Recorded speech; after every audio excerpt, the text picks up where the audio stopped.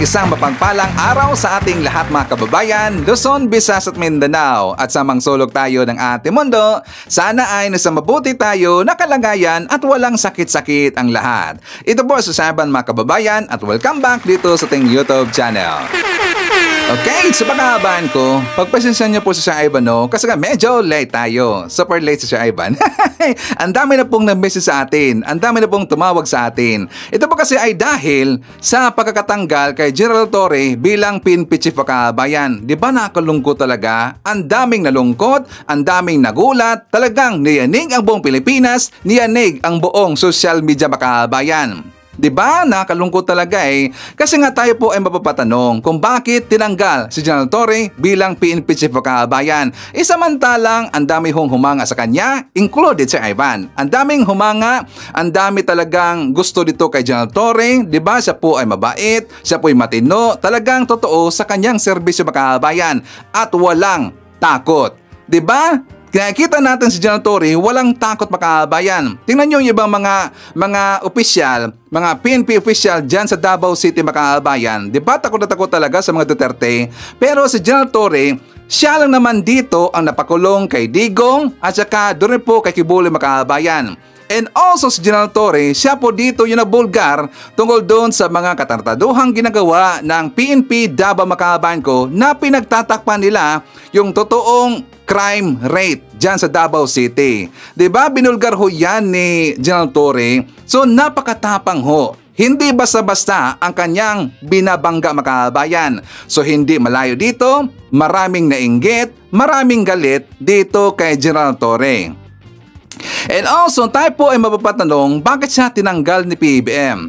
Diba? So, para sa akin Pagkabayan ko, we have to trust PBBM. Bakit? Kasi hindi naman yung gagawin ni PBBM na hindi nararapat Pagkabayan. Merong ibang plano si PBBM. Kilala natin ho si PBBM. Di ba siya po tinatawag po na Cheesemaster Pagkabayan? Kung tinatawag po ng mga DDS, yung si Digong na Cheesemaster daw, mas Grand Cheesemaster itong si PBBM. Bakit? Kasi hindi natin nababasa ang kanyang plano at saka iniisip Pagkabayan. Malamang sa malamang, merong magandang plano si PBBM dito kay General Torre Pagkabayan. So ngayon, ano nangyari sa Ivan kung bakit tinanggal itong si General Torre bilang PNP Chief?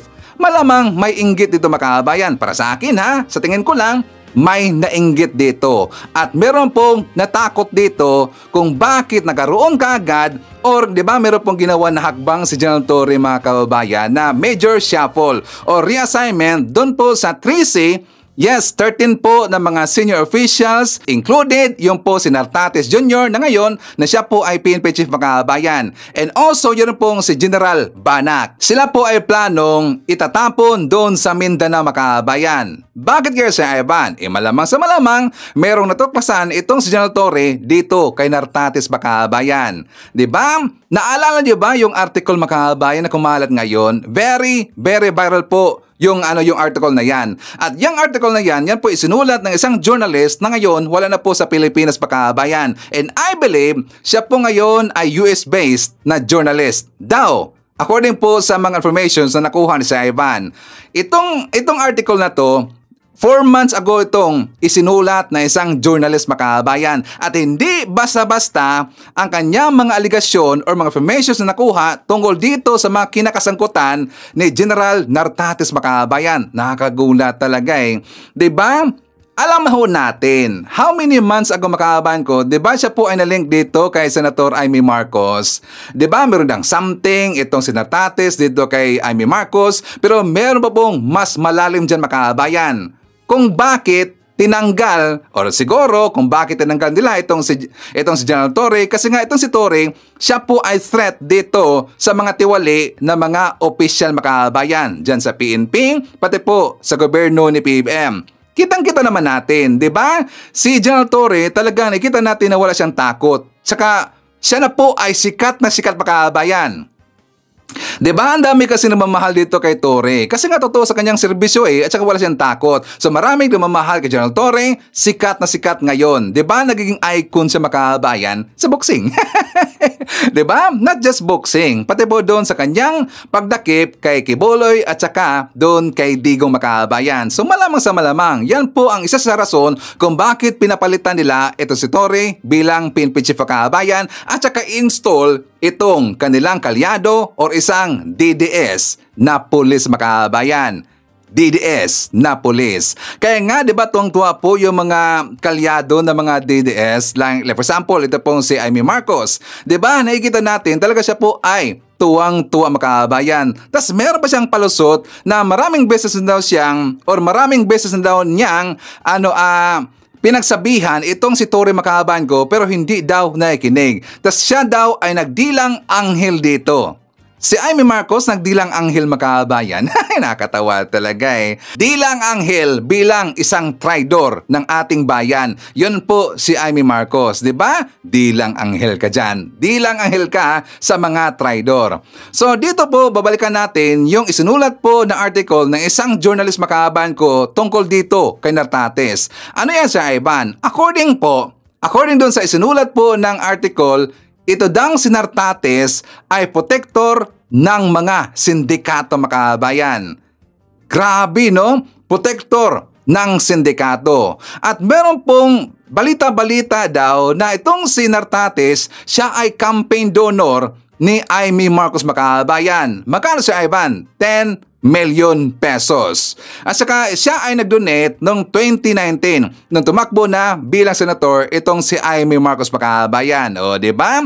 Kaya nga maraming nagsasabi na meron po ugnayan si Amy Marcos at saka itong si Nartates Makabayan. Campaign donor siya ni Amy Marcos. And also, nalink rin po sa Pogo itong si Nartates Makabayan.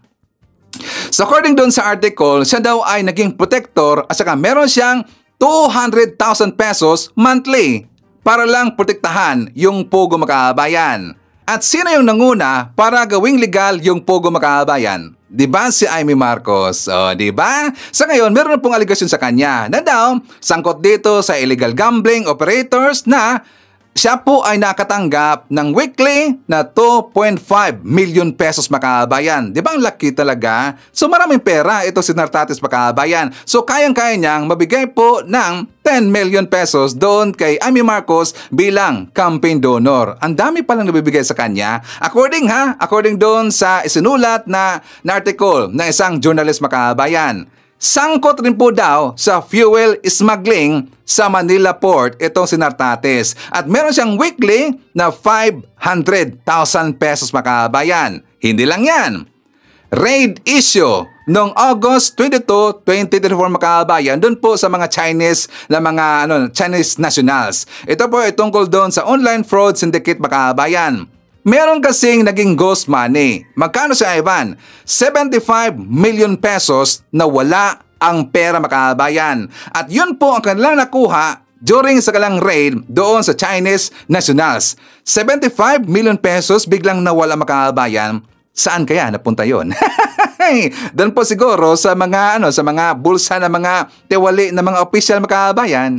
Di ba? Ang laki, no? 75 million pesos. So ang dami hong aligasyon dito kay Nartates. Malamang yan po ay isa sa rason kung bakit walang tiwala ito si General Torre dito kay Nartates Makabayan. Kaya siya pinagplanuhan ni General Torre na itapon doon sa Mindanao Makabayan. So ngayon Makabayan ko, maraming natatanong. Ano kaya ang ibibigay ni PBBM na pwesto dito kay General Torre? O ano ba ang bagay sa kanya Makabayan? Di ba meron pong kumalat na daw itong General Torre kukunin ito bilang NBI Director Makabayan? Daw, yan pong kumakalat ngayon. Meron pong kumalat, baka si General Torre siya po ay kukunin bilang or kabilang po dyan sa DILG Makabayan. Meron pong kumalat na gawing itong anti-corruption czar ni PBBM. What do you think Makabayan? Saan doon sa tatlong posisyon na yon na bagay kay General Torre? Please comment sa baba at babasahin niyo mamaya ni Sir Ivan. So nga Makabayan ko, meron kasing interview itong si Attorney Rene Bueno na kung saan nag-coincide ho doon sa sa pinost ko sa ating Facebook ang makabayan na malamang sa malamang ito ang magiging posisyon ni General Torre kung sakaling kanyang tatanggapin makabayan. Kasi nga 'di ba yan na po ay kinonfirm ng taga PCO ni Attorney Claire Makabayan. 'Di ba kanina po na press con na meron pong ibibigay na posisyon at mabigat po na responsibilidad itong si PBBM dito kay General Torre Makabayan. Merong ibibigay po na posisyon. So tungkol dun sa post ko mga kabayan ko, kasi nga diba sinabi ko na ano ang bagay na posisyon dito kay General Torre. Nandun po yung choices, NBI Director, DILG, or Anti-Corruption Czar mga kabayan. So karamihan dun sa ikinoment ng ating mga viewer, Anti-Corruption Czar ang gusto makabayan. Anti-corruption czar, which is para sa akin bagay na bagay ho yan kay General Torre makabayan. 'Di ba? Relatable pa rin dito sa kanyang current na posisyon bilang PNP makabayan or bilang isang pulis. Para sa akin, bagay na bagay ho yan dito kay General Torre. Ito rin po ang nasa isip ni Attorney Rene Boyno makabayan. For more details, let's watch this. Actually, madaming humahanga dito kay General Torre dahil sa kanyang ipinakitang katapangan ng mga nakarang buwan sa pag-aresto ng dating presidente na si Duterte sa kay Pastor Kibuloy. Yun. No, talagang nakita kung paano siya manindigan na kung paano ipatutupad ang batas kapag may kautusan sa mga nakakataas upang arestuhin ang isang taong napagbibintangan na may sala sa ilalim ng ating batas. So madaming humanga sa kanya doon.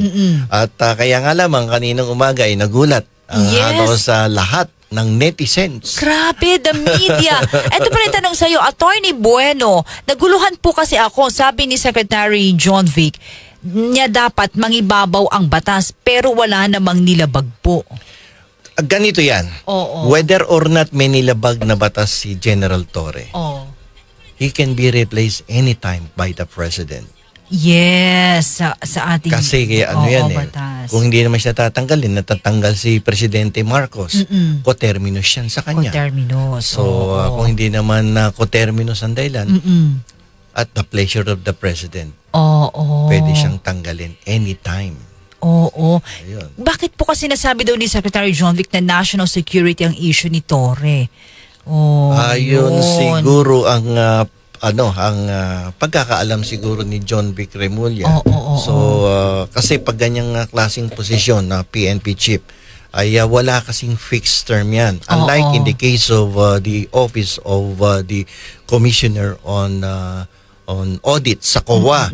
So kung maaalala mo, ilang araw na nakakaraan at linggo, itong asawa ng commissioner ng COA ay mukhang nai-involve doon sa isang usapin na siya daw ay may kontrata sa mga contractor sa DPWH, yung flood control.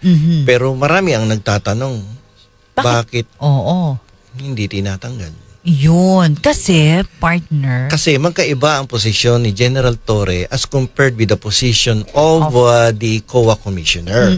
Because the COA Commissioner is a constitutional position. No? Ay siya ang kanilang Commission on Audit ay a constitutional body.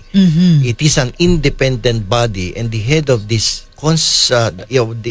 commission cannot be removed by the President once they are already appointed, yung mga commissioners na yan. Because they can be removed only by way of impeachment. Yun, impeachment. So, sino magtatanggal ngayon doon sa commissioner ng COA na kung may katotohanan ang mga aligasyon na ang kanyang asawa ay involved sa isang anomalous contract? Dito na papasok ang Congress. Diyan papasok ang Kongreso. The Congress, by virtue of its powers, ay pwede mag-initiate ng isang impeachment proceedings. Maano pala ito? Masalimuot pala ito, partner, no? Ang problema dyan, baka mamaya, meron ding sabit si congressman, hindi matutuloy yung impeachment. Unlike here, with General Torre, mas madaling tanggalin pag presidential appointee ay hindi naman nag-occupy ng isang posisyon na merong fixed term o kaya ay belonging to a constitutional body yung head. Mahirap pag nasa constitutional body yung isang pinuno o kaya may fixed term. Katulad niya, kung in-appoint palagay mo si Tory as a Commissioner of Social Security Commission, SSS, may fixed term yan 3 years ng 3 years. So, iintayin mo mag-expire yung kanyang termino before you may replace the person kasi there is a charter about the SSS or the GSIS or any commission in the government na may sariling charter at may fixed term ang mga officials. Not unlike in the case of Torre, wala namang hindi naman fixed ang term yan So, pwede mo siyang sibakin anytime. Whether or not may ground. May ground, pwede. Kung walang ground, pwede rin. So, sinasabi mo at the pleasure of the president. So, with this, should I say, or pwede ko bang sabihin na the president, ganon, hindi na niya pag hindi niya na-feel ang isang in-appoint niyang tao, pwede niyang palitan. So, eto na yun. O kaya sinabi niya, oy, General Torre, mukhang mas maganda sa iyo ang posisyong naiisip ko. Palagay mo, sabi ni Presidente sa kanya, ako ay nag-iisip na mag-create ng isang task force. O kaya ay gusto ko nang ituloy yung mga proposal na mag-create ng Truth Commission.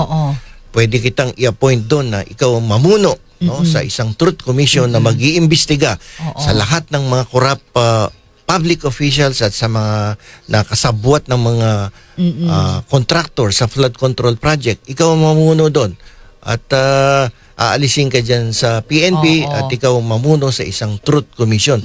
Pwede yun. Sabi sa akin ni Tal Attack, Ma'am Jen, ang legal question dyan, dahil isang plantilla lang sa government ang 4-star general kasi sa PNP. Anong mangyayari sa bagong chief PNP? Sino ang higher officer? Yung next in rank ang itinalaga ng ating Pangulo, si Nartaes. So siya yung kasi yan kumbaga by seniority ang nangyayari dyan. Kung sino yung next in rank, yun dapat ang ma-appoint. Pero lumabas kasi dito kay General Torre ay mukhang hindi naman siya yata yung next in rank at the time na bakante yung posisyon ng PNP. Actually talagang nakabantay doon yung Nartates. Nartates. So yun ang nangyari dyan. So si Nartates ngayon ang ipinalit following the parang policy nila na kung sino yung next in rank, senior, yun ang susunod na dapat italaga sa posisyon. Pero may mga lumalabas na balita, partner, na di umano ay ang pinaka mataas sa kanya si Secretary John Vic, di ba? Yes, kasi ang boss niya dyan is the DILG Secretary. At ang lahat ng aksyon, legal move ng PNP chief ay dapat ay sumasang-ayon din sa patakaran ng National Police Commission. So DILG, National Police Commission, and it happens that the chairman of the National Police Commission is the Secretary of DILG. So may mga pangyayari yata na mukhang hindi nagkasundo. Hindi naging consistent ang kanilang mga patakaran sa isa't isa. So, siyempre, being the head of DILG and the National Police Commission, ay may karapatan ng sekretaryo na sabihan ng Presidente, Mr. President, mukhang hindi sumusunod sa akin ang aking PNP chief. Baka pwede mong sabihan. At kung hindi susunod, ay baka pwedeng palitan na natin to. So may boses kasi yung DILG secretary dito. Being the head. So yun naman yung mga iba din na umiikot na istorya, partner with this na. Pero sana sabi nga ni Maylene, wala sanang, yung sabi niya, ang truth is politicians are king. Yung walang mahaluan ng politika. Diba? Hindi mo pwedeng sabihin na hindi mahaluan ng politika ang isang taong inappoint ng presidente sa isang government post because ang nag-appoint sa iyo ay isang politiko. At yan ang problema sa gobyerno kapag ikaw ay nakainggitan, merong nagselos, at merong hindi natuwa sa iyong appointment, bumilang ka ng ilang linggo, ilang araw at ilang buwan. Sigurado yan may lalabas na intriga. Okay. Last question, partner, because 9:51 na. Ang sinasabi ay di umano ay sa NBI, National Bureau of Investigation, ganyan, si General Torre. Pero may mga nakita akong balita lang ngayon, kagaya din sa ating isang radyoman, may mga qualifications O mukhang hindi magka-qualify si General Torre as Director of the NBI because akala ko nga ay abogado to si Torre, hindi pala kasi marami ding general na abogado Pero kung ngayon napag-alaman natin na hindi naman pala abogado to si General Torre, so he will not qualify as Director of NBI. Dapat kasi And then even though na NBI lawyer siya, kinakailangan pa din ng long practice of law para mag-qualify ka as NBI director. So with that, medyo malabo na siya ay italaga ng presidente sa NBI kasi nga nag-resign itong si Santiago. So saan kaya, no? Unless otherwise bumuo ng isang task force. Komisyon na may similarity ang function sa kanyang ginagawa as PNP chief o kaya about corruption na tutulong sa presidente na sibakin lahat itong mga corrupt officials. Pwede yun. Anytime naman the president can issue an executive order creating a task force, creating a commission, ad hoc committee, lahat yan. Pwedeng gamitin ng presidente yan na kung may gusto siyang ilagay na tao upang supili ng corruption sa ating bansa. And that is allowed under the revised administrative code of the Philippines and also under the Constitution, the president has the power to create a commission or task force. Kasi kanina sa news natin, partner, nagsalita si Senator Amy Marcos, sabi niya na hindi daw siya nagkulang na paalalahanan. Si Torre dahil nga yun mga desisyon na ganyan. Diba? Hindi daw nagkulang si Amy Marcos na paalalahanan itong si Torre Makabayan. Kaplastikan yun. Diba? Palusot lang yun. Pero siya po ay happy Makabayan. Kasi nga, naging PNP chief na ngayon, tuta na mga DDS Makabayan. So ngayon, klaro pong sinabi ni Atty. Rene Bueno na malabo si General Torre na maging NBI Director Makabayan dahil po sa qualifications. Diba? Kasi nga dapat talaga na isa kang abogado before ka maging NBI Director Makabayan. So hindi siguro, para sa akin, hindi qualified doon si General Torre. But who knows, hindi natin alam Makabayan kung ano ang magiging desisyon ni PBM. So bagay na bagay si General Torre na gagawa po ng isang task force Makabayan para habulin itong mga korap na mga opisyal dito sa ating gobyerno. So yun po, doon nag-coincide ang ating iniisip na baka itong si General Torre ay kukunin ito bilang anti-corruption czar ni PBM. Agree ba tayo? Para sa akin, fit na fit doon itong si General Torre Makabayan. Diba? So itong mga DDS, happy. Kaya nga, pinagplanuhan talaga nila na tatanggalin na itong si Torre bilang PNP chief kasi nga mamiligron dito itong si Bato. Pati po yung makalyado nila Makabayan. So ang tanong dito, kasi nga DDS, klarong-klaro naman talaga na tuta ni Amy Marcos itong si Nartates, kaya ba niyang arestuhin itong si Bato de la Rosa, pati po yung ibang mga Duterte cronies Makabayan? What do you think? Please comment sa baba, babasahin niyo mamaya ni Sir Ivan, okay? Then were you surprised that you were relieved? Sa tanong na kung kamusta ako, okay, andito, naghahanap buhay. Okay. As to the nagulat ka of your relief or you disappointed over it? So many things were said in the past days by other people. Pakinggan nyo na lang muna sila. I'm still composing my thoughts. Sir, may bagong posisyon na in-offer sa inyo? Let's just wait for the official announcement, kung meron man. Pero sir, tatanggapin niyo kung meron? Let's just wait. Masyado namang nauna ang karwahe dyan. Pag tatanggapin o hindi, wala pang ang announcement kung meron man. Pero nakausap na po kayo ng presidente? Executive privilege, pwede. So you think beyond repair na yung relationship mo with the present group of officials under this administration, or are you still open to dialogue or to... Yung pag-premise yun ng question na beyond repair, para bang may nasira. I'm telling you, simula kahit nakahapon sa official statement ni Secretary John Vic, Di ba? May nasira ba? Wala naman ah. It's all the president's choice ang sabi niya. So, wala Which po, so I in support good it. terms kayo, sir. Ang Wala pag-ayos. po sa panang loob. Wala po kayo sa Look at me straight in the eye. Do I look like somebody who is bitter? Sir, conspicuously absent kayo dun sa turnover. So, yung optics nun parang nasabi. Because there's, up to this moment, there's no turnover to speak of. Ang relief ko is for the appointment. Yes. So mga kababayan ko, before tayo mapapatuloy sa ating mga topics, i-greet mo natin ng happy birthday ang lahat ng mga viewers na nag-birthday ngayong araw. Happy birthday!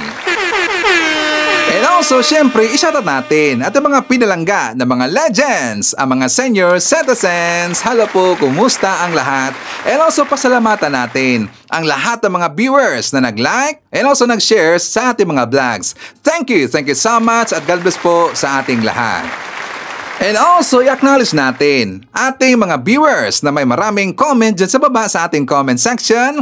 Ang ating pong top 5 commenters. At dyan sa ating listahan, si Sampagita. Meron siyang 47 na mga comments. Nandyan rin si Joliet Sonakawa. Meron siyang 38 na mga comments. Action Reaction. Meron siyang 18 na mga comments. Nandyan rin si Mila Marquez. Meron siyang 15 na mga comments. And Antonio Bernardo. Meron siyang 13 lahat ng mga comments. At syempre, i-greet natin ating mga suki, mga early birds. Yun ang una sa pag-comment dyan sa baba sa ating comment section.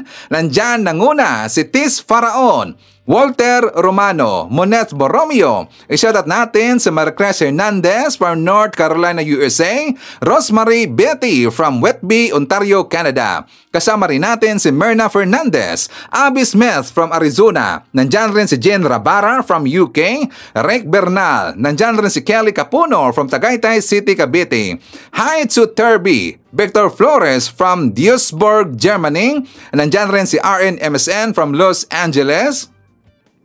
Hi to Midardo Leoncio from Taguig City. Nandyan rin si Flora Madrid from the Holy Land. Hi to Rick Bernal and hi to Maria Marilyn Embido Bautista.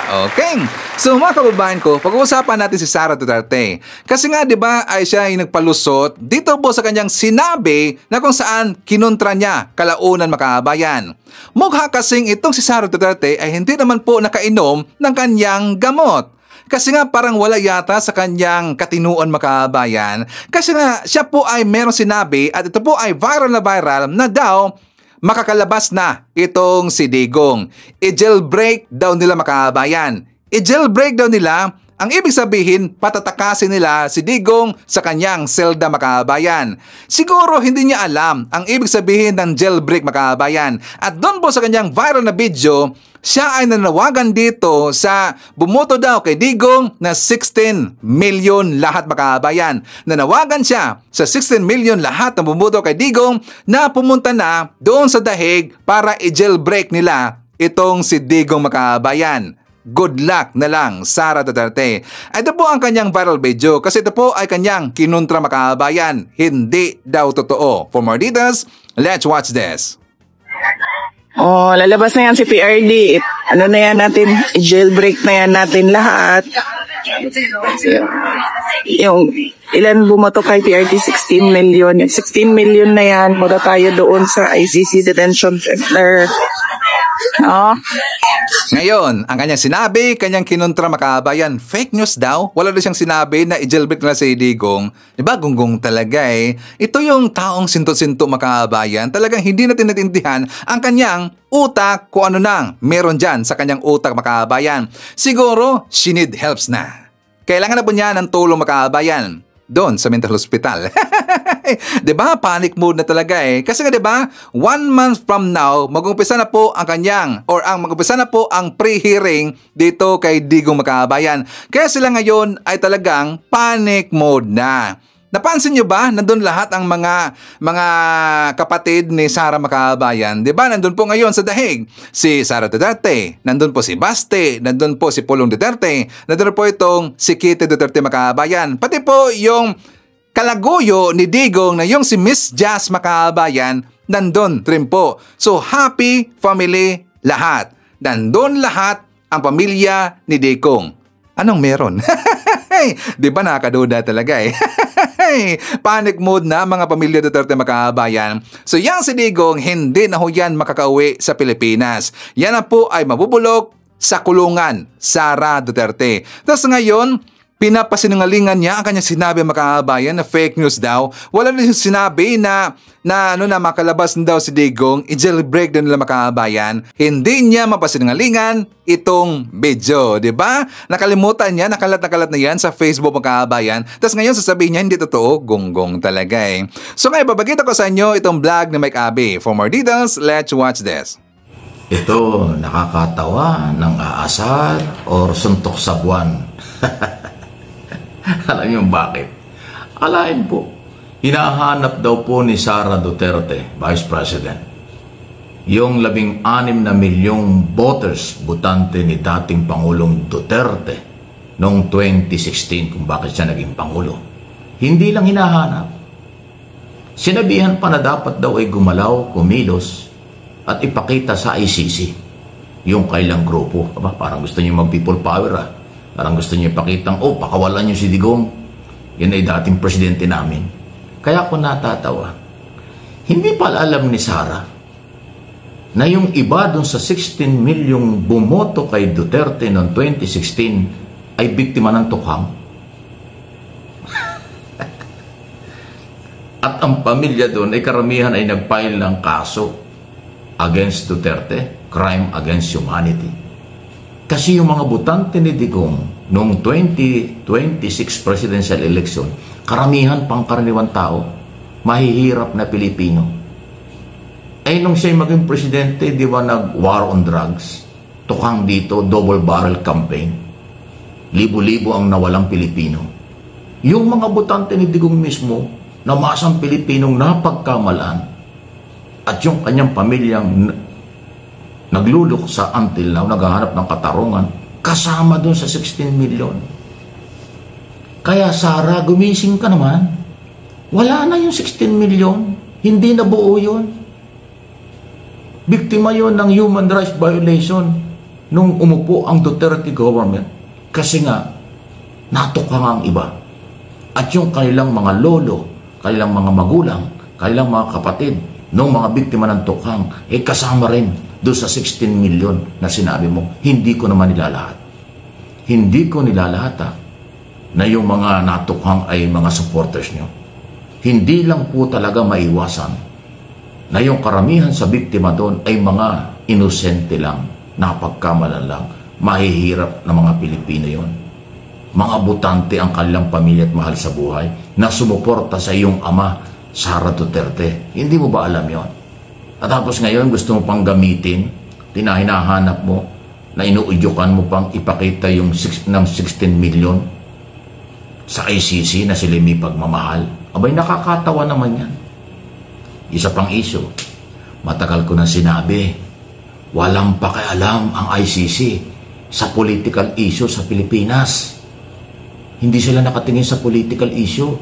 Nakatingin sila dun sa kasong ipinal sa kanila, ebidensya at testigo. Kaya nga ipinaaresto, kaya nga magkakaroon ng trial. Kaya nga kahit maglupasay pa yung mga politikong Duterte, kaalyadong maka Duterte, ng anuman sinasabi against ICC, dead ma sa ICC, hindi nga kayo pinakikinggan eh. Kasi nga, wala silang pakialam sa atin. Nakikialam sila dahil Pilipinong kumplena, Pilipinong nagreklamo na biktima ng human rights violation ang tinitingnan ng ICC judges at ng mismong ICC.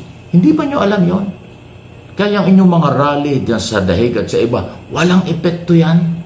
Sinabi na nga ni dating Pangulong Duterte, umuwi na kayo, hindi nakakatulong yan, hindi kailangan yan. Sinabi rin yan ni Attorney Coltman, hindi nakakatulong yon, nakakasira pa. Kasi yung mga pinagsasasabi nyo laban sa ICC, ginagalit nyo yung ICC, ang tatamaan dyan si Duterte. Tapos ngayon, yung pa yung sasabihin ni Sara, nasan ba yung 16 million voters? Ba't hindi kayo gumalaw? Gumalaw kayo para ipakita nyo sa ICC, mahal nyo si Duterte. Wow!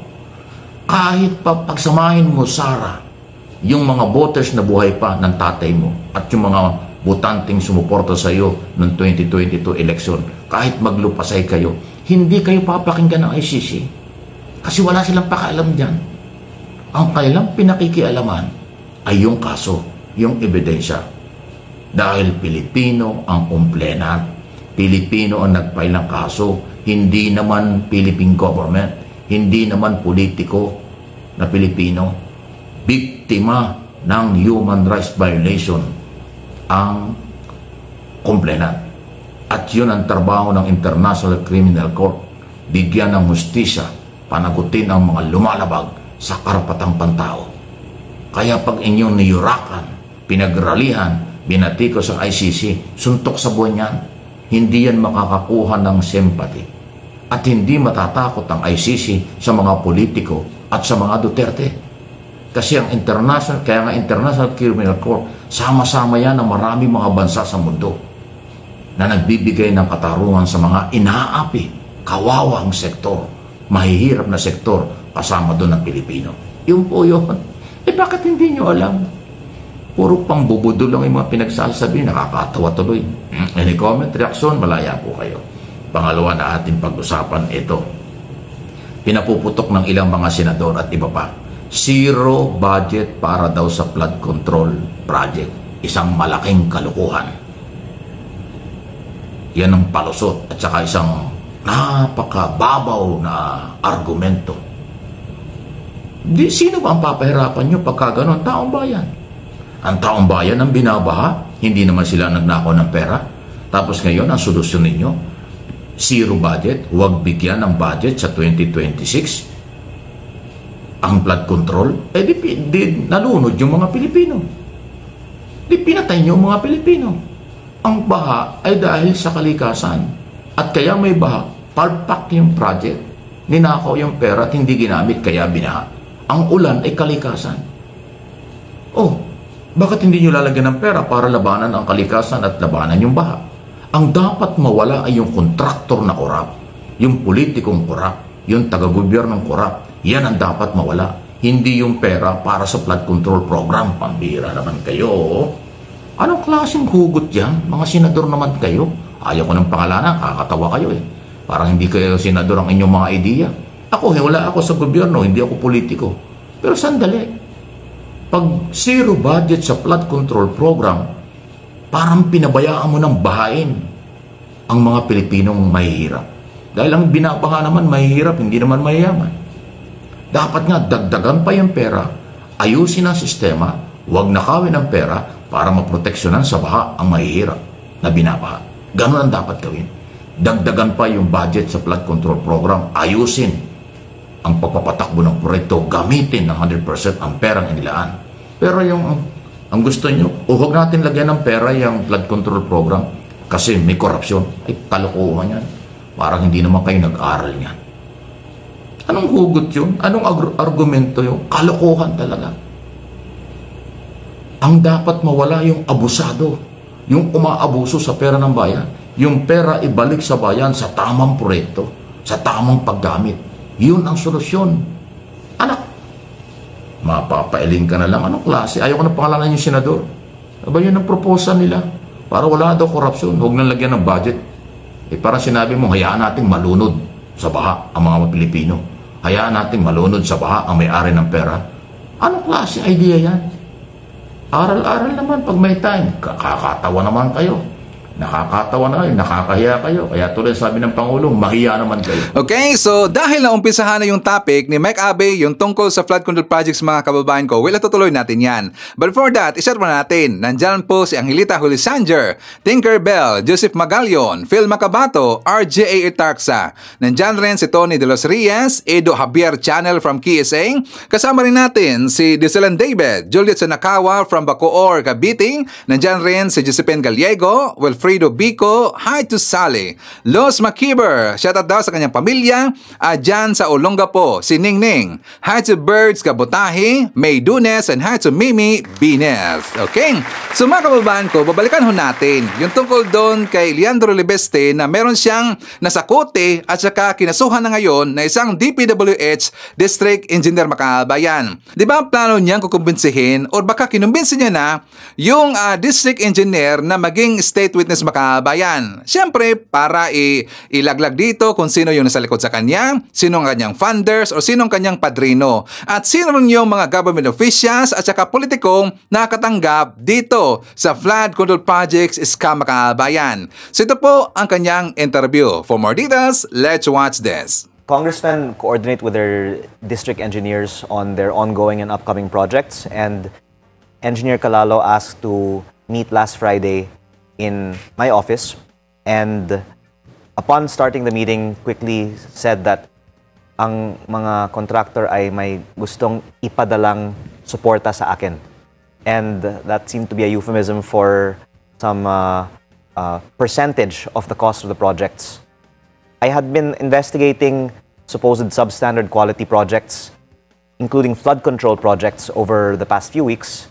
And Engineer Calalo also said that the projects are already being repaired and rectified by contractors, and that that seemed to be a backdrop for why now contractors wanted to meet. And had we continued our conversation, then we could have more scheduled meetings with contractors, but I thought that it was more appropriate to call the PNP, and now we have the opportunity to dig more deeply into DPWH. So he went to your office, and then ano pakiulit-ulit yung sinabi niya? Ang mga contractor ay gustong magpadala ng suporta. Ng suporta sa'yo. Okay. Hindi niyo na po tinanong, anong ibig mo sabihin sa suporta? Pera ba to? Actually, sinabi niya, natutuwa sila dahil namimigay daw ako ng mga scholarships sa mga estudyante. Yeah. And of course, may mga euphemisms sa ating political context. So, it's not a surprise to most of your viewers that there is SOP in most DPWH projects. And of course, I'm a newly elected congressman, so I have not really experienced this firsthand myself before. And it seemed like talagang sanay na sanay ang mga taga-DPWH sa ganitong kalakaran, because they are not quite shy about discussing it with their congressmen in some cases. But that Friday meeting, meron na ho ba siyang dinala? Dala na ho ba niya yung 3 milyong piso? Or was there an entrapment? Meron siyang dalang isang bag kasamang resibo na ang 3.1 million pesos cash ay 3% ng 104 million pesos worth of projects ng isang contractor. So ito po ay ang contribution ng isang contractor. Sinabi din po niya, meron din isang contractor na ready nang mag-withdraw ng 15 million pesos cash. Yeah. This is all Friday pa rin? Yes po. Okay. And I don't want to vilify an individual, because I think the problem is really the DPWH system, and we have to really try and solve the bigger problem for our country of We're gonna go there, sir. That scale. But in this particular instance, Engineer Calalo was saying there's 3.6 billion pesos of 2025 DPWH projects in the 1st District of Batangas, and nakausap na niya ang karamihan ng mga kontraktor at willing na willing daw sila na magpadala sila ng suporta. Yun na yung suporta, okay. When he was telling you this, how did you feel? Were you insulted? Were you shocked? Did you see this coming? I was uncomfortable because, of course, it is illegal to accept bribes. And the fact of DPWH kickbacks is not something that I have ever experienced firsthand, because, again, it's my first term. But what I learned is that it's already factored in to the cost of the projects. And Engineer Calalo even explained to me how they don't have genuine biddings in the 1st District DPWH office. They have bidders that collude, and the congressman can somehow choose who is the winning bidder, and that bidder gives an SOP. Nung Friday din ho ba yung nangyari yung nandun po yung pera? Was the money there? Yes. It all happened that Friday? He had a green eco bag, and the PNP saw him holding it with a piece of paper that had the list of 3 projects. So, kailan po nangyari yung hinuli siya? Also that Friday when he met you. So what happened? Somewhere in the midst of the meeting, you called the PNP. Nagtawag po kayo? Yes, I texted someone to call the PNP I see. when I was meeting with Engineer Calalo. And again, I personally feel bad for Engineer Calalo because he's not the most guilty person, whether in the DPWH projects of the 1st District or in the whole DPWH. But it just happens that there's a congressman who doesn't tolerate this kind of thing, but that I propose that he be a state witness. Yeah. Because maybe he can help us find out who is behind the substandard DPWH projects in the 1st District and how DPWH procurement in the whole country is rigged at the expense of taxpayers. So, did he actually really show you the money? Pinakita ho ba niya, inilatag ho ba niya sa mesa niyo o pinakita lang yung eco bag? Hindi ko na tinignan yung laman ng eco bag. He just said, ito yung tulong. Ganun ba? Not at the start of the meeting, but at the end of the meeting, he got the eco bag, and I would also note that, again, that's just what he happened to have, but he also said that there was a contractor that had a large number of projects that was already willing to withdraw 15M. Right. The next day, yun ang sabi niya, di ba? There's a contractor that's willing to even withdraw 15 million pesos for you tomorrow. Yes, because this particular contractor has a lot of projects, and I think even that would represent a fraction of the total consideration that Engineer Calalo had implied could be achieved. Because at 3.6 billion of District 1 projects, there would be, let's say, 5% that he said he could raise. Yeah. And he said he's already talking to these contractors and that we just needed to schedule the meetings. But of course, I thought that we have to take action now. But the interesting thing about this is that these are contracts that were already awarded. So the public might think, okay, you do it at the time of award. But I think it speaks to the fact that, number one, contractors don't want someone auditing their projects, so they're willing to pay extra to stop an audit. And number two, that there's a lot of fat in DPWH project costs, which is something that I think should also be looked into by Congress. So, it was an entrapment at some point, no, of that Friday meeting, and he was taken. Ito po si District Engineer Abelardo Calalo. And I would also add that apart from the fact that we have an ongoing audit on the technical compliance of the projects, the 2026 budget and the list of projects in it have already just been released. And of course, that is the main time that congressmen this is something you should really look into with their district engineers. Yeah, I know that you're a little you want to really look into this 2026 budget because there's about 850 billion. Tama ho ba? Including 250 billion in flood control. Would the numbers be That's accurate? right. I think it's over 880 for the total budget and 250 plus for flood control. Yeah. This needs to be scrutinized, no? In fact, are you even willing to even provide this kind of number after this controversy on flood control projects? Well, based on what I gather, that most procurement in DPWH is done through biddings that are, let's call it what it is, rigged. Rigged. Then I don't think that a private citizen would give their money to a group that has proven to not be trustworthy with its funds. Okay. So it is questionable then why we should approve an 880 billion peso budget that goes through the same system. And what should be done? Well, of course, there's always improvements by putting in new management into a company.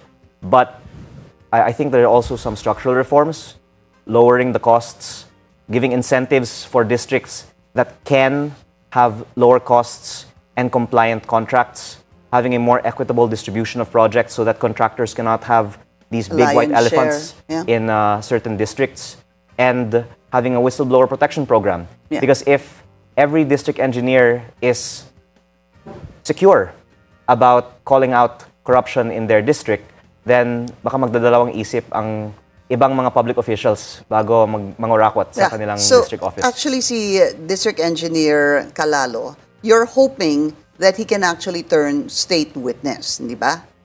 Yes, that is my hope. Yeah, that is your hope because you filed a case against him early this morning on bribery, corruption of public officials, violation of the Anti-Graft and Corrupt Practices Act. Okay, here's what we need to go back a little bit. So, pumunta po siya sa inyong opisina, gusto ka ng mga kontraktor, gusto ka bigyan ng suporta, may dala po siyang eco bag na may 3 million, in-entrap po siya, hinuli po siya ng police. However, there was something you said during today's press conference that this was the practice. Hindi ho ba?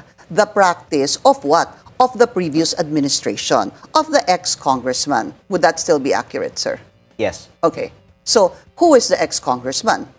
You can find that out on Wikipedia. I already did. It's former Congressman Eric Buhain. Tama? Siya po. Kasi it's an easy fact check. And he's the same person that you ran against in the 2025 elections. Nanalo po kayo, 250,000 something votes versus 75,000 votes of the incumbent Eric Buhain. So, ano hong ibig sabihin ito? Kasi pag sinasabi niyong they're so comfortable, number one, are you saying that how much is the percent, sir, that this DE is saying, district engineer? Ang sinasabi niya for the 2025 projects, makakakuha tayo ng 5 hanggang 10%. Okay. So 2025. Projects that were already awarded. And ang sinasabi ng iba ay para sa mga bagong projects pag tinatawagang horizontal roads, flood control, 15 to 20%. Pag vertical, multipurpose buildings, classrooms, hospitals, baka 10%. At sinasabi, yun ang passion mo, di ba? Especially education. No? Kaya gustong-gusto ko po ilaan na lang ang budget ng DPWH sa mga classrooms. Kasi, syempre, hindi ko naman po iniisip yung SOP. Pero kaya siguro, ang DPWH nag-propose for 2026 ng napakaraming mga flood control projects kahit na sabi ni PBBM, ayaw niya ito. Yeah. Dahil may something sa mga flood control projects na mas na-incentivize ang iba na mag-prioritize ng flood control. Did the district engineer say that the previous administration ay tumatanggap? Yes. Sinabi po niya yon. Actually, he said, in almost sweeping terms, lahat ng mga projects ay meron. Meron. Sinabi po niya si Congressman? Yes, siya daw ang pumipili ng mga contractors. Yeah. Sabi niya, dalawa yan, sir. Sorry to cut you. First, I need to make sure from you that he said that tumatanggap si dating congressman. Affirmative, sabi niyo po. Sabi ni district engineer, meron. Tapos, yung next po yung sinasabi niyong rigged. Ito pong mga bidding. Ibig sabihin, as you mentioned a while ago, you already said it kanina na pinipili ni congressman ang contractor. Tama ho ba? Yes, what he explained to me was the DPWH's job is to publish the bids. And then, in the case of that particular congressman, may mga contractor na dumadating, maybe they buy the bidding documents, they bid, and somehow there is a certain contractor that wins. And you can see from the list of projects that a few contractors have cornered the lion's share of projects in that district. Sir, I'll name them. That many outside of the district. Yeah, okay. Kasi our reporter, Joash, already had a story on this. And I also looked at Sumbong sa Pangulo. Please correct me if I'm wrong because I know you did a site visit and it's good that we talk about that in a bit. Nangunguna dito ang VR patron or patron builders and development? I think that there's a contractor with a bigger share of projects pero hinihiram lang niya ang lisensya ni VR Patron. Ah, okay. The second one is Alpha and Omega, general contractor. That's one of the big contractors that has been flagged by PBBM. Yeah, number 2 yan kay Pangulo. Number 3, ito po yung nakita ko, especially dun sa site na visit nyo. I'll talk about that in a bit. Vicmar Construction Incorporated. That's also one. Yeah. So, are you saying that ito pong tatlong... May isa pa na nangihiram ng Go ahead, lisensya. Sir. Please identify. But I would rather protect my personal safety. How's that? Okay. By not pinning down particular contractors. Because let's be real here. The contractors are interchangeable. If a congressman doesn't choose one contractor, he'll choose another contractor. The big fish really here is the district representative. That's what I was going to say. Kasi if you're saying it's the congressman that can choose A, or I do not like A, I'll choose B, sino ho ang pumipili? Di si congressman, hindi ho ba? So si Big Fish, it's clear. I mean, sabi mo nga, real talk, si Big Fish, si congressman. Yan ang sinabi. Ni DE, ni district engineer. Sabi daw, minsan, sinasabi pa na kay ganun yan. So, I think this is not surprising to your viewers. It's already people's perception of politicians in this country. And again, I laud the administration for bringing more urgency to reforming DPWH procurement. Yeah. But I think that the obvious thing for Filipinos is there's a reason why other people spend so much to win elections, even if they have no source of wealth outside of politics. Okay. Because there must be some way that they can get a return on their ROI. investment. Mag-ROI po sila sa kanilang pagiging congressman. I'll throw the question to you then. Paano namin masasabi or how will your constituents say also na hindi kayo mag-ROI? Well, unang-una po, kaya po ako nagsasalita ng ganito dahil wala po akong tinatanggap na SOP sa mga government projects. I guess also I'm young, idealistic pa, and I had the good fortune of at a young age having enough from my business career. So after some months after selling my company's controlling stake to Meralco, I was pondering what to do next. And I can say after a year of doing this that it's a lot more fun being a philanthropist than being a businessman. So, before we move to that next subject, no, si District Engineer, sinabi ho diretso sa inyo na si dating congressman ay merong kickback. Meron. Sinabi lang meron. Hindi po ginagamit yung salitang... May 10 to 20%. May 10 to 20%. Yun yung kanyang mga salita. May 10 to 20% si dating congressman. Okay. I think that the district engineers don't know exactly how much a congressman gets on a given transaction kasi dumadirekta sila sa mga contractor. Ang sinabi niya, yung mga contractor, binibigay kay congressman yung 10 to 20%. Yung SOP. So hindi alam ng district engineer. Yeah. Meron daw iba na dumadaan sa district engineer. And other congressmen and senators have been making public statements about how that culture should also change. Right. But yung mga magaling na congressman sa gawain na ito ay minsan sila nga yung mismong contractor, di ba? So iba-iba po yung mga models. Pero in the particular case of the 1st District of Batangas, one family has been entrenched in this district for a long time, which is why they seem to have had a good handle on how to handle these DPWH projects. And are you talking about the Ermita Buhain plan? Yes. Okay. Because yun naman po yung natalo ninyo. Dahil bago po yun, just for history and being factual about this, ang tinalo nyo po ay si Congressman Eric Buhain. Prior to him, yung asawa po niya ang naging congresswoman, hindi ho ba, for 3 terms. The reason he ran was because natapos na po yung 3 terms ng kanyang asawa and prior to that. Okay, so that's just a brief background on that. Quick question because I want to move to your site inspection, which is actually quite interesting.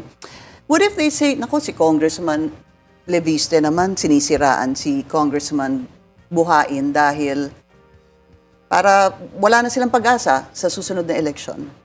I suppose the facts speak for themselves, but I'm also focused on evidence. And that's why you talk about site inspection. If the program of works of DPWH says that a sheet pile should be 15 meters, and because nasira yung flood control project, we can pull out a sheet pile and see that it's actually 4 meters, then whatever motives one would ascribe for that exercise, one can say that something really went wrong. You know, sheet piles, it's something we've been talking about due to this flood control controversy. We'll understand it more because Congressman Leviste went to a site in the 1st District at ang balita ko, nag-rent daw kayo ng backhoe at chinek nyo itong sheet pile. We'll show it. Actually, those are the photos. We're going to talk about that after the break. We'll be right back.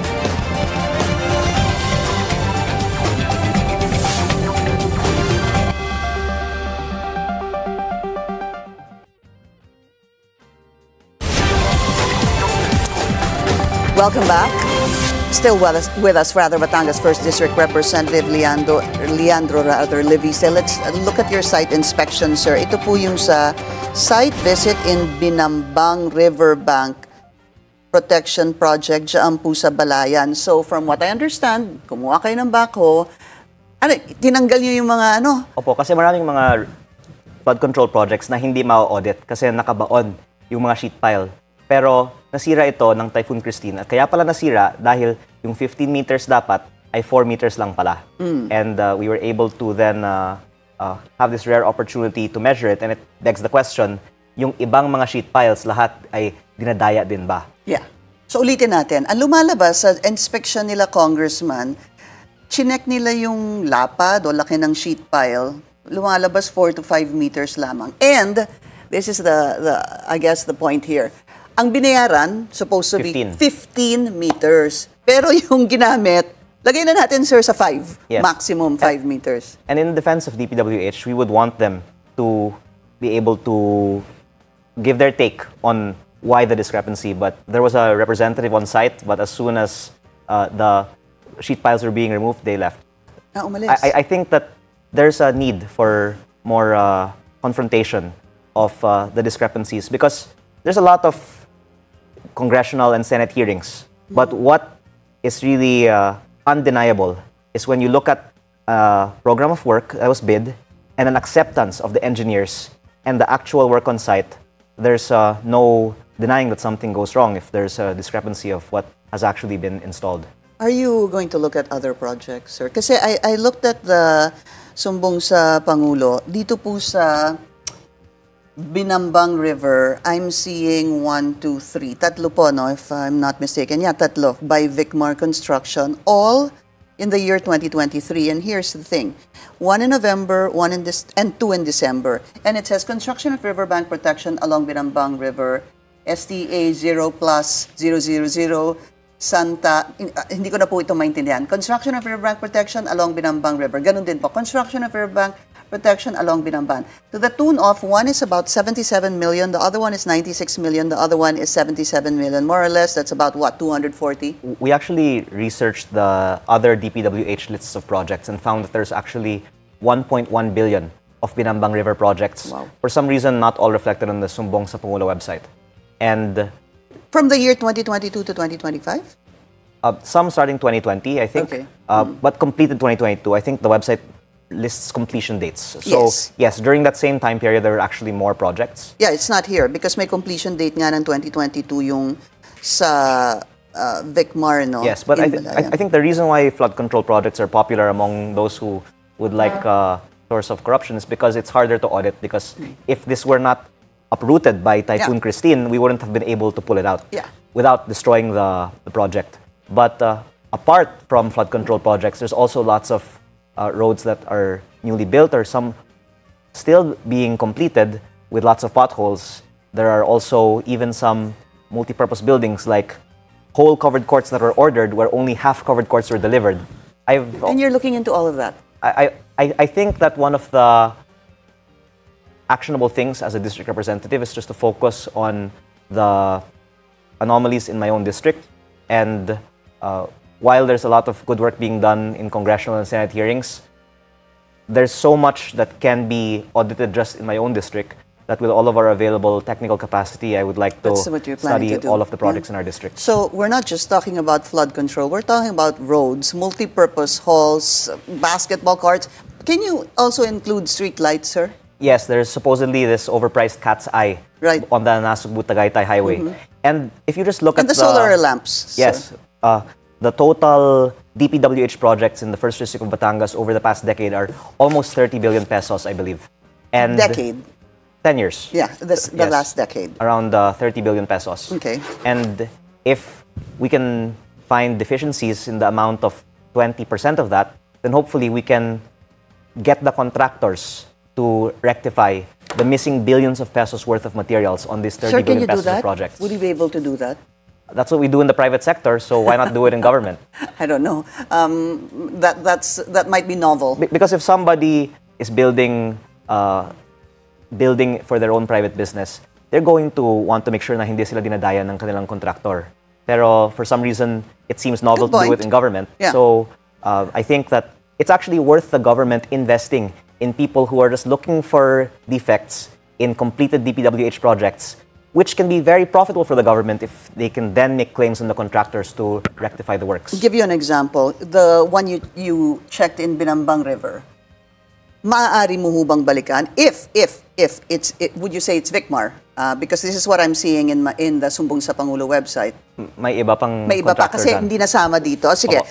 hindi po sila. Okay, kung sino man po yung contractor na yon, are you saying that pwede mo sila balikan at sabihin, gawin nyo ng tama yung sheet pile. This is 5 meters, it's supposed to be 15 meters. DE Calalo mentioned to me that inaayos na nila, which is basically an admission that there was something wrong in the first place. Although they can always say that there were force majeure reasons why the thing was damaged, but the length of the sheet pile is No, but the sheet pile, if you paid indisputable. 15 meters, you should be Yes. putting 15 meters and not 5 meters. Yes. Tama ho ba? Yes. And there's another project that was recently damaged by Typhoon Krising, which is the Jokno Highway connecting Calaca and Lemery to Tagaytay. Okay. And this had an ongoing project being implemented by the regional office of DPWH, separate from the district office. And it then begs the question, are there also defective projects being implemented by the regional office? But in this particular case, DE Calalo, in my conversation with him, also said that the contractor of that recently damaged project is also fixing it. Whereas initially, we were asking the DPWH, why don't these contractors fix these projects? And they said they need to actually spend for new projects to fix them. But after we looked into them and saw that there were non-compliances in the work that was ordered, then the contractors are covering the cost. Non-compliance of the project, ibig sabihin hindi po nila tinupad kung ano yung kanilang ipinangako or what is actually stipulated in the contract. That's why kung di po nila ipinangako yan, dapat gawin nila or i-repair nila, ayusin nila. So, Congressman, ninenervyos na ho ba yung mga contractor dyan sa 1st District ng Batangas dahil po sa inyo? No comment. Okay, alright. Okay, so kasama rin natin, nandyan si Tatay Pisok Vlog, hi to Myrna Fernandez, Ninita Umale, Breaks, nandyan rin si Mauro Valenzuela, shoutout natin si Kabatang Leo, Gareth Batarina, Merna Borromeo, Mel Villaferte Nogawa, nandyan rin si Amen Delfen, Carmen Robertson, Gorgonia Angala, Jeremiah C. Guerrero, hi to AS Sikligen Minicio, nandyan rin si Rose Philippines, Daddy Pool, hi to Elsa Saboco, Jeronimo Singgian, nandyan rin si Wayne Morales, Sonia Hasigawa, Trinidad Lozano, Mila Eleanor Casanito Hernandez, hi to Percy Shalana, Nida Ichhaka, Lolet Eguerrero, nandyan rin si JRN, Leonardo Calantok, Eloisa Villanueva, Delano de los Santos, nandyan rin si Rebecca Valen, Elmer Pinaranda, Jico Jerry Cabreros, ishoutout natin si Johanna Toiler, Eb Chu, Robin Basinga Salindong, Edwin Santos, Bonnie Benitez, nandyan rin si Janet D. Narvaez, Bong Yu, William Steban Verdogo, and hi to LB Simizo. Okay, sa makahabaan ko, yan natin manakalap na mga balita ngayong araw. Kung nakaabot ka po sa portion na to, sana nakapag-like na ho tayo. Libre po ang mag-share. Libre din ang mag-subscribe. Again, maraming salamat sa mga viewers na hindi nag-skip ng ating mga commercials. Thank you so much. At before natin tatapusin ang ating programa ngayong araw, sana sabayan nyo si Sir Ivan para sa ating live messaging prayer. Mahal na Panginoon, Ikaw ang aking lakas, aking pag-asa at aking kagalakan. Kailangan po kita sa lahat ng oras. Pakiusap, protektahan mo po ang aking pamilya, mga kaibigan at sino mang nagbabasa nito. Dalangin ko na ang kamay ng Diyos ay hindi titigil sa pagtulong sa atin sa mahihirap na sandali ng buhay. Naway alisin ng Diyos ang ating pasakit, mga alalahanin at problema at palitan ang mga ito ng kalusugan, kaligayahan at kapayapaan. Idinadalangin ko ito sa pangalan natin Panginoon Jesucristo. Amen. So maraming salamat mga kababayan and I hope to see you again on my next video.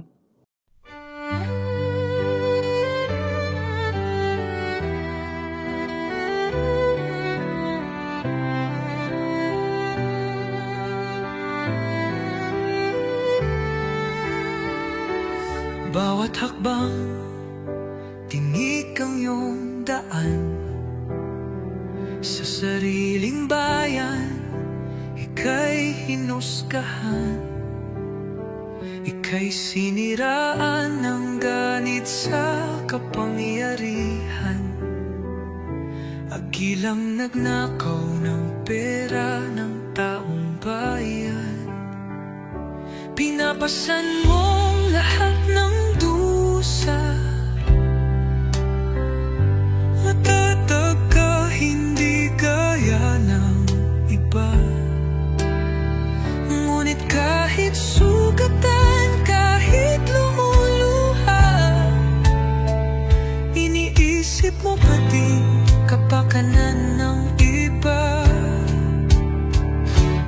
Bongbong, hindi ka kailanman iiwan. Loyalista hanggang dulo ay nandyan. Kasama mo kami sa lungkot mo at saya. Pagkat Pilipinas, ikaw ang pag-asa. Sa laot ng unos, ikaw ay nag-iisa. Iba'y nagbubunyi sa iyong pagdurusa. Ngunit lahat ngayon ay malinaw na. Katulong mo ang Diyos, nag-iba sila. Ipinaglaban mo ang lahing sinumpaan. Nagkalat peking balita sa mamayan. Pinabaliktad nila ang katotohanan, pero hindi na naig ang kanilang kadiliman. Bongbong, hindi ka kailanman iiwan. Loyalistang hanggang dulo ay nandyan. Kasama mo kami sa lungkot mo at saya. Pagkat Pilipinas, ikaw ang pag-asa. Iginuhit ng kasaysayan ng pangalan mo, dalisay. Ngunit bakit tila nais kang burahin at si Apolacay? Sa iyong mga mata, may luha ng matinding pagdurusa. Ngunit sa puso mo, bayan pa din ang inuuna. Bongbong, hindi ka kailanman iiwan. Loyalista hanggang dulo ay nandyan. Kasama mo kami sa lungkot mo at saya. Pagkat Pilipinas, ikaw ang pag-asa. Bawat hakbang, tinik ang iyong daan.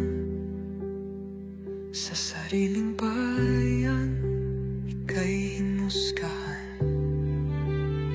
Ika'y siniraan ng ganit sa kapangyarihan. Hagilang nagnakaw ng pera ng taong bayan. Pinapasan mong lahat ng dusa. Matatag ka, hindi gaya